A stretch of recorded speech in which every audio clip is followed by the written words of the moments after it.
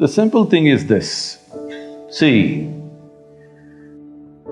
if your joy, your sadness, your happiness, your misery is determined by something or somebody around you, the chances of you being joyful in your life is remote. For every one of you, your life is precious, isn't it? It's a precious life. If something is precious, where do you want to invest this life? Into what do you want to invest this precious life? If this is a worthless life, throw it somewhere. If this is a precious life, what do you want to invest this life into? If you look at it this way, you will find something truly worthwhile to do.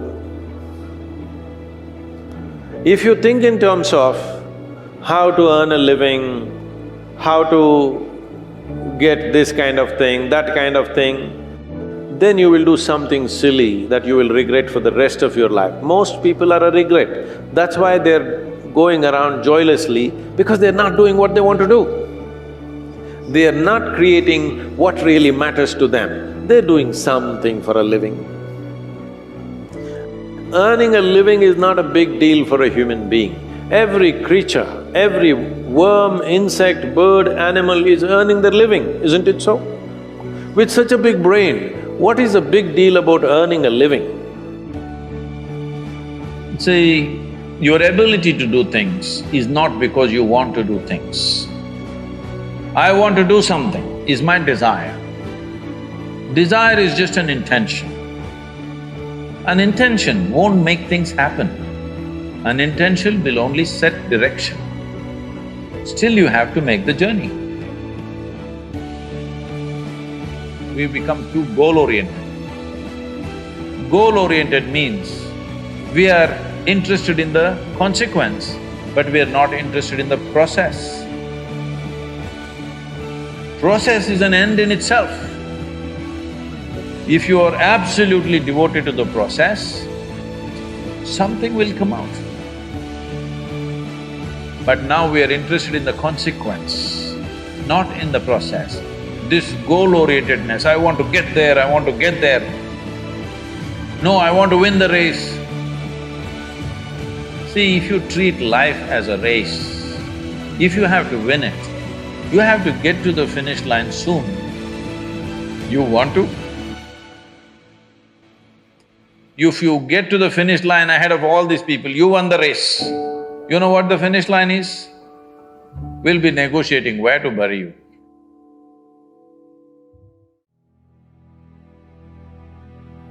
If you go outside in the garden and try to catch an ant who is born here, who's grown up here and probably he'll die here, if you try to catch him, he'll say, okay, crush me if you want. Is it so? He'll do everything to protect himself. He values his life, isn't it? Very much or no? Tiny little creature that we may not even notice, we may step on him without even seeing him, unfortunately. But he values his life immensely. Does he or no? He's got spark. But you, a human being, at least on this planet, you're the peak of evolution, physiologically at least. What the most evolved creature on the planet means is, it has the most complex neurological system and it has the highest level of cerebral capability. That means you can think, you can remember, you have memory. You have a very vivid sense of memory and a fantastic sense of imagination. An ant doesn't have such a vivid sense of memory, nor does he have any great imagination. He has some. But he has a presence of mind about the life that he is living. Because the education systems that you're going through right from kindergarten level is such that it is about everything except you. Somebody is PhD in tourism, somebody is PhD in biotechnology, somebody is PhD in something. Nothing about this. How does this function? There is no attention at all. A human being exists in 3 times. He lives because of the richness of his memory. The present experience is important, and how vivid is your imagination for tomorrow is very important. Right now the problem is, these things have all gotten mixed up because discipline of faculty has simply not come. If you're postponing something, you're obviously doing something that you don't want to do. If there is something that you really want to do, will you postpone it or prepone it? Do you see somebody is waiting for someone they badly want to see? Only 10 minutes. In the 10 minutes, they will look at the watch 25 times. Why? They want to prepone it.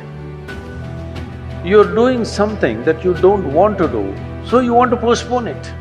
I'm asking, why are you doing something that you don't want to do?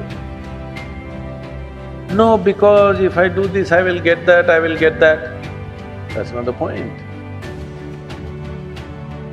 It doesn't matter what is your level of intelligence, what is your level of capability, introvert, extrovert, this, that, doesn't matter.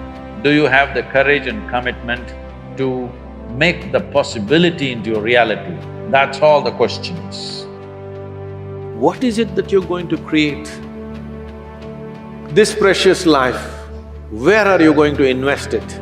Are you going to invest it in something that's truly worthwhile, or are you going to throw it away as a worthless thing? This is the important thing, because what you call as my life is just a certain amount of time and energy, isn't it? As you sit here, your life is ticking away or no? You're young, you may not be thinking like this, but actually it's ticking away.